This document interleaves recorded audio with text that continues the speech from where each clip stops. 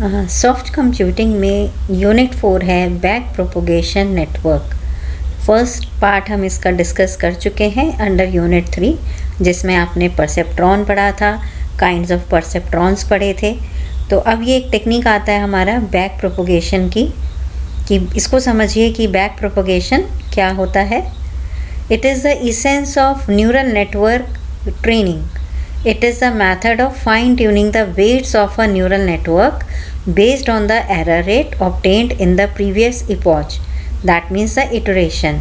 Basically जो आपका देखा जाए ये बैक प्रोपोगेशन को अगर हम बिल्कुल सुपरफिशियल लेवल पे समझते हैं तो बैक प्रोपोगेशन एक तरह का सुपरवाइज्ड लर्निंग है। इस नेटवर्क को हम ज़्यादातर किस पे इम्प्लीमेंट करते हैं, आपके मल्टी लेयर इस पे चलता है। मल्टी लेयर जो आपने परसेप्ट्रॉन्स पढ़े थे, तो मल्टी लेयर आपका जो न्यूरल नेटवर्क है वहाँ पर हम यूज़ करते हैं इस टेक्निक को। तो इस टेक्निक में होता क्या है कि जैसे आपका जो इनपुट मॉडल है इसको चेक किया जाता है कि वो जनरेट करता है, फिर उस कोई आपके जो आउटपुट वो जनरेट कर रहा है, तो एरर फाइंड आउट किया जाता है कि एरर कितना है। एरर मतलब कि जो आपका डिज़ायर्ड आउटपुट है और जो एक्चुअल आउटपुट मशीन ने प्रोड्यूस की है उसमें कितना डिफरेंस है। तो उसको चेक करते हुए वो क्या डिफरेंस आ रहा है, तो उस एरर रेट के हिसाब से वेट्स को एडजस्ट किया जाता है। तो बेसिकली यही है आपका back propagation.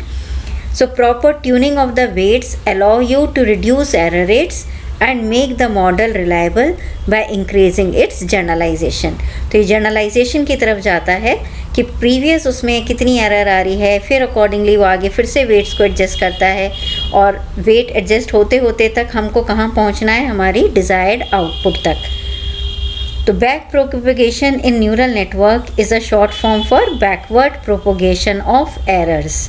So it is a standard method of training artificial neural network. This method help calculate the gradient of a loss function with respect to all the weights in the network. Advantages. Let's see the advantages of back propagation. It is simple, fast and easy to program. आसानी से हो जाता है. Implementation easy है इसका. Only number of the inputs are tuned, not any other parameter. इसमें सिर्फ आप इनपुट पैरामीटर्स जो होते हैं उन्हीं को एडजस्ट करते हैं. वेट को एडजस्ट किया जाता है कि कौन सा इनपुट किस डिग्री में है, कितना सिग्नल आ रहा है ना, किस इनपुट से कितना सिग्नल है, मीन्स वेट, तो उसको एडजस्ट किया जाता है. फ्लैक्सिबल है, एफिशिएंट है and no need for users to learn any specific function.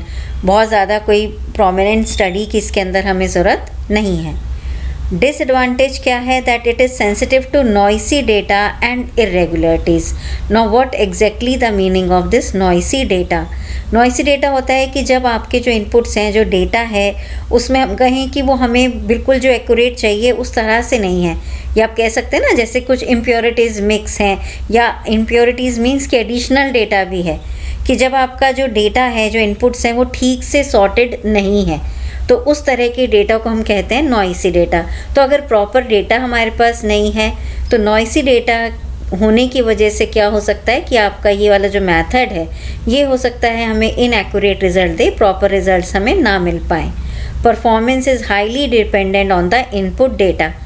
क्योंकि आप समझ ही रहे हैं कि इसका बेसिक मेथड ही क्या है, कि इसके अंदर हम कहते हैं ना डेल्टा रूल होता है. डेल्टा रूल का मतलब ये है कि इसमें वेट्स को एडजस्ट किया जाता है, कि जो भी इसमें एक लर्निंग रेट है, आगे आप पढ़ेंगे, उसको हम अल्फ़ा से डिनोट करते हैं. तो जो भी एरर आ रही है, जितनी भी एरर आ रही है, तो उसके हिसाब से क्या किया जाता है, वेट्स को एडजस्ट किया जाता है ताकि एरर्स को हम रिमूव कर सकें. तो spending too much time training में टाइम ज़्यादा लगता है. ज़रूरी नहीं है कि फ़र्स्ट टाइम में ही एक्यूरेट रिजल्ट आ रहे हैं, धीरे धीरे आप ऑप्टिमाइजेशन की तरफ मूव करते हैं. So the metric based approach is preferred over a mini batch. So these are the few disadvantages of back propagation. Now the types. Static का मीनिंग क्या है, fix. So it is one kind of back propagation which produces a mapping of static input for static output. जहाँ आपकी एक fix तरह की input है और उसी तरह से एक फिक्स टाइप का आउटपुट वो प्रोड्यूस करेगा, एक काइंड का. So it is useful to solve static classification issues like optical character recognition. जो आपका OCR होता है वहाँ पर इसको आप यूज़ कर सकते हैं. सेकेंड काइंड होता है recurrent. Recurrent back propagation in data mining is fed forward until a fixed value is achieved. After that, the error is computed and propagated backward. This is the recurrent back propagation. कि error जो compute होगी वो एक fixed value के बाद जब एक fixed target achieve होगा वहाँ से एरर कैलकुलेट होगी कि कितना डिफरेंस है एक्चुअल में और डिज़ायर्ड में, और उस हिसाब से वापस से यही चीज़ें, यही प्रॉपर आपका जो फंक्शन है ये रिपीट होगा. The main difference between both of this method is that the mapping is rapid in static while it is non static in recurrent back propagation. जैसे कि आपका नाम भी बता रहा है कि स्टैटिक में किस तरह से चलेगा, स्टैटिक बैक प्रोपोगेशन होगा, रैपिड होती है ये. So basically what are the features of back propagation? It is the gradient descent. अब यहाँ पर समझें कि ग्रेडियंट डिसेंट कहते हैं, या इसको डेल्टा रूल इसमें चलता है. सिंपल परसेप्ट्रॉन नेटवर्क है, इसमें एक डिफरेंशिएबल यूनिट है. तो ग्रेडियंट बेसिकली होता ही क्या है, आपका एक वेक्टर होता है, vector of derivatives that guides the update of model. कि आपने जो भी ये मॉडल कंसिडर किया है उसको अपडेट करने के लिए ये टेक्निक यूज़ होती है ड्यूरिंग ऑप्टिमाइजेशन. ऑप्टिमाइजेशन का मतलब क्या होता है कि आप इसमें ऑप्टिमल रिजल्ट चाहते हैं, मतलब बेस्ट है ना, जैसा भी है उसमें कितना और एक्यूरेट आप जा सकते हैं. क्योंकि ये आपको पता है कि सॉफ्ट कंप्यूटिंग जो सब्जेक्ट है बेसिकली कहाँ डील करता है कि जहाँ आपको एग्जैक्ट सॉल्यूशंस नहीं पता, जहाँ आप अप्रॉक्सीमेशंस के हिसाब से आगे डिसीजन मेकिंग करते हैं. तो ये जो मॉडल है आपका अपडेट करने का, ये ग्रेडियंट पर बेस्ड है.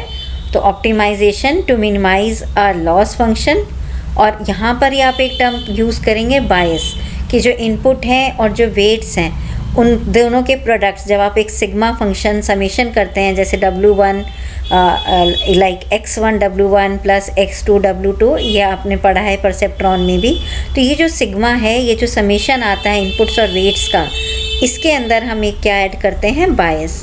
तो बायस क्या करेगा, bias is a learnable parameter added to the weighted sum of inputs in a neuron to introduce an offset or shift in the neuron activation function. तो ये activation function जो है neuron का, है ना, जिसको हमने रिलेट किया था एक प्रोसेसिंग मशीन से, तो ये क्या करेगा, उसकी कैपेसिटी को इंक्रीज़ करने के लिए, है ना, उसको फिट करेगा कि डेटा को एक बायस ऐड कर दिया जाता है इस वेटेड सम के अंदर. इनपुट्स का जो वेटेड सम है इसके अंदर हमारा एक बायस ऐड करता है जो कि क्या करेगा, कैपेसिटी को जो शिफ्ट है, एक शिफ्ट प्रोड्यूस करेगा ये एक्टिवेशन फंक्शन के अंदर. So both are the fundamental components. Gradient को और बायस को, दोनों को ही हमने कहा कि they are the fundamental components in the training and operation of neural network and machine learning models. तो ये टर्म्स आपको क्लियर होने चाहिए कि ग्रेडियंट क्या होता है और बायस क्या होता है. So it is different from the other networks in respect to the process by which the weights are calculated during the learning period of the network. तो बेसिकली देखिए इसके ट्रेनिंग में 3 स्टेज होती हैं. First one is the feed forward. ये जो आपने पहले भी डिस्कस किया है हमने यूनिट्स में कि फीड फॉरवर्ड नेटवर्क इसमें चलता है. उसके बाद क्या होगा, कैलकुलेशन होगी, बैक प्रोपोगेशन की एरर फाइंड आउट होगी, और जितना भी एरर है उसके हिसाब से लास्ट स्टेप क्या होता है, अपडेशन ऑफ द वेट. देखिए कैसे ये बैक प्रोपोगेशन एल्गोरिथम काम कर रहा है. इस डायग्राम को आप देखें तो रिलेट कर सकते हैं कि हमने कहा ये बैक प्रोपोगेशन चलता है मल्टी लेयर. जो आपका न्यूरल नेटवर्क था उसमें क्या आती हैं, हिडन लेयर्स आती हैं. तो ये आपके x जो हैं, सपोज हमारे इनपुट लेयर है x1 x2, इस तरह से W1 W2 इसके एसोसिएटेड वेट्स हो गए. फर्दर जो आगे आ जाते हैं हिडन लेयर्स आ जाती हैं, जो हमने लास्ट डायग्राम्स में देखा था. Z से हम बेसिकली Z से डिनोट करते हैं हिडन लेयर्स को, और then we will move to the output layer. अब आउटपुट लेयर पे जब आता है तो ये डिफरेंस कैलकुलेट करता है कि डिज़ायर्ड वैल्यू जो है हमारी और जो आउटपुट मशीन ने प्रोड्यूस की है इन दोनों में कितना डिफरेंस है. उसके हिसाब से क्या होगा, ये बैक प्रोपोगेट होगा, है ना, बैकवर्ड वापस से जाके क्या करेगा, एरर को चेक करते हुए वेट्स को वापस से अपडेट करेगा। यही प्रोसेस रिपीट होता जाता है जब तक कि हमको डिज़ायर रिजल्ट नहीं मिल जाता। So the back propagation algorithm in a neural network computes a gradient of the loss function for a single weight by the chain rule, है ना, क्योंकि रिपीट हो रहा है इसलिए हम इसको कहते हैं chain rule. Now it efficiently computes one layer at a time unlike a native direct computation. एक बार में ये एक एक लेयर को कंसिडर करता है। It computes the gradient but it does not define how the gradient is used and then it generalizes the computation in the delta rule. तो back propagation में दो टर्म्स आती हैं आपकी, delta rule and gradient descent. देखिए यहाँ पर कैसे एल्गोरिथम ये काम कर रहा है। Input x arrives through the pre-connected path, then input is modeled using the real weight w। हर इनपुट से एक वेट एसोसिएटेड है। The weights are usually randomly selected.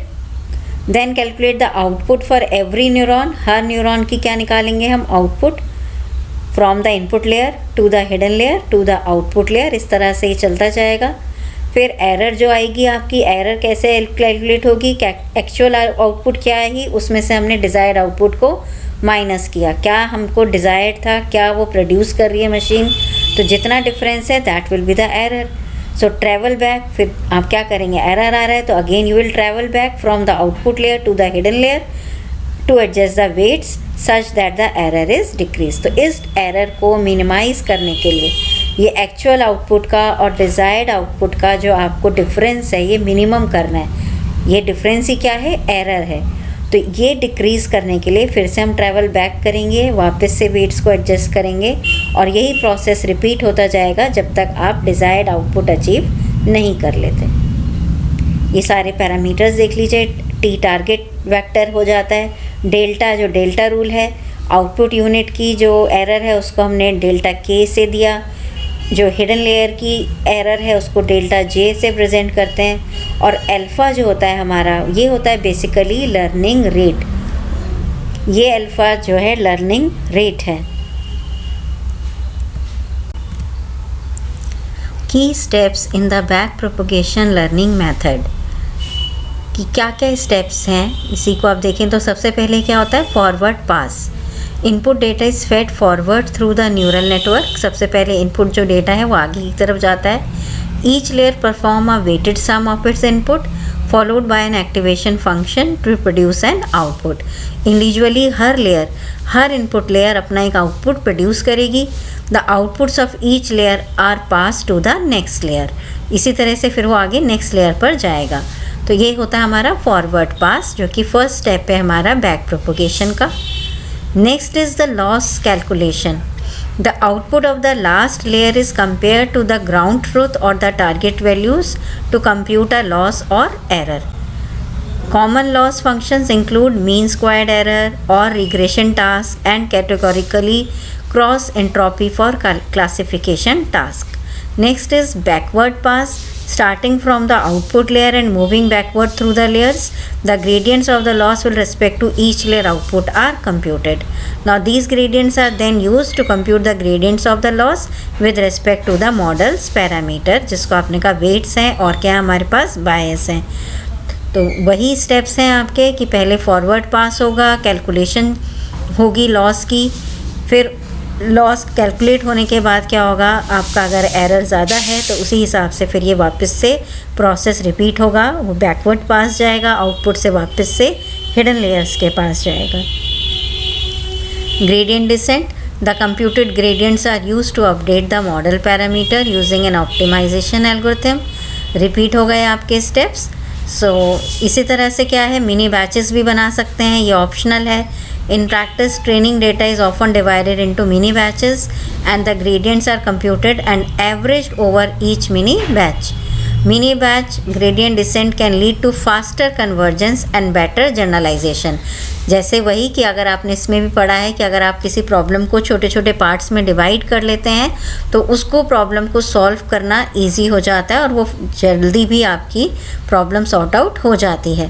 तो again in this network model आपका ये मिनी बैचेस में divide करना optional है। इस तरह से रेगुलाइजेशन वाला जो स्टेप है again it is also optional, कि इसके अंदर रेगुलराइजेशन टेक्निक भी हम यूज़ कर सकते हैं लॉस फंक्शन को कैलकुलेट करने के लिए, जिससे कि जो ओवर फिटिंग है डेटा की वो हम प्रिवेंट कर सकें। Then learning rate scheduling, again it is an optional, you can skip this. Monitoring का मतलब क्या हो गया कि the training process is monitored using validation data to check for overfitting and to determine when to stop the training. तो process कब stop करना है, कब ये जो मशीन लर्न कर रही है, तो इस लर्निंग को हम कब कंप्लीट मानेंगे, ये कॉन्स्टेंटली मॉनिटर होता रहेगा। जब तक हमें जो एक्चुअल जो आउटपुट दे रहा है मशीन वो बिल्कुल एग्जैक्टली डिज़ायर्ड आउटपुट के जितनी नहीं आ जाती, तब तक हम क्या करेंगे, उसको प्रोसेस को रिपीट करते जाते हैं। So once training is complete, the model is evaluated on a separate test data set to assess its generalization performance। तो जो भी टेस्ट डेटा था जिस पर आप मशीन की जो फंक्शनैलिटी है उसको चेक कर रहे थे कि वो प्रॉपरली लर्न कर गई है या नहीं कर गई है, तो जब आप उस चीज़ से सेटिस्फाई हो जाते हैं, then again you will check with some another set of data.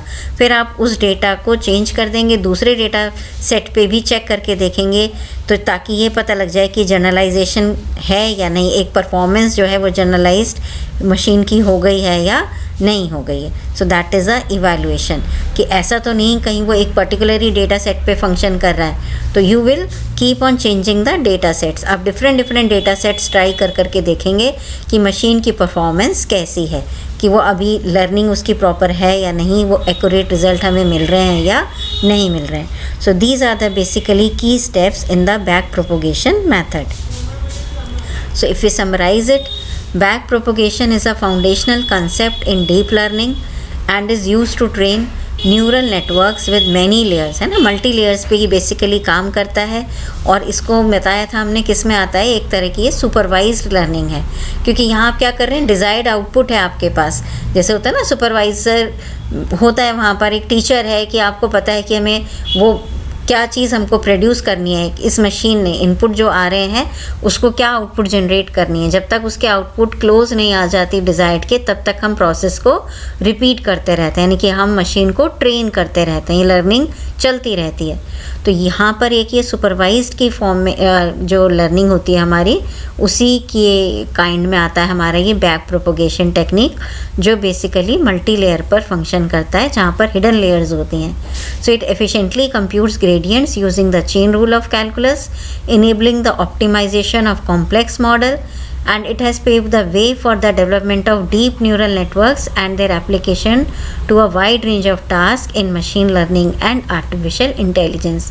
तो ये भी बता सकते हैं आप कि बैक प्रोपोगेशन की एप्लीकेशन मेनली कहाँ पर है, डीप लर्निंग में, मशीन लर्निंग में, AI में इसका बहुत इफ़ेक्टिव रोल होता है। तो अगर इस मॉडल को देखें तो जो भी आपका मॉडल है, मॉडल सबसे पहले क्या करेगा, इन एरर की कैलकुलेशन होगी। अगर वो एरर कैलकुलेशन मिनिमम एरर है ना, अगर एरर मिनिमम है तो हम कह देंगे मेक प्रोडक्शंस कि अब हमारी मशीन रेडी है, इसके हिसाब से आप आके काम कर सकते हैं। और अगर एरर ज़्यादा है कि मिनिमम एरर, आपने कहा मिनिमम एरर चेक करते हैं, नहीं कि मिनिमम एरर नहीं है, then again you will update the parameter.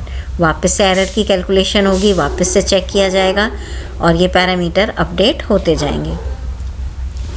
तो ये पैरामीटर्स जो अपडेट होते हैं, इसमें चलता है आपका द लर्निंग रूल कोफिशिएंट, जिसकी मैं आपकी लर्निंग रेट की बात कर रही थी, अल्फ़ा।